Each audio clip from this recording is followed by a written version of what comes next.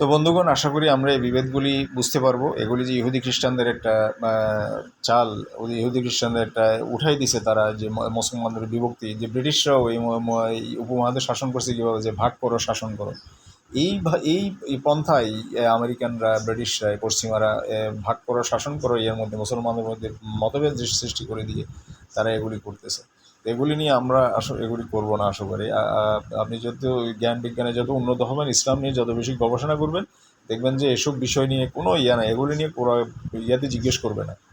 হ্যাঁ, দেখবেন যে সেই কবরে জিজ্ঞেস করবে না, হাসরে এগুলি নিয়ে জিজ্ঞেস করবে না তুমি কি শিয়া না সুন্নি, আপনি এক আল্লাহর ইবাদত করছেন কিনা সেটাই দেখবে, তাওহীদে বিশ্বাস করছেন কিনা সেটাই দেখবে।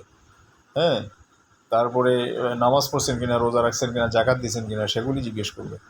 তো বন্ধুগণ, আবারও দেখেন এখানে এই যে এখানে লাল ইয়ে দিয়ে ঘেরাও করা, এটাও একটা খোরাসানের ইয়ে দেখাইছে, সেটাও তুর্কমেনিস্তান বর্ডারে যে ইয়ে দেখাইছিল সেই খোরাসানটাই হতে পারে।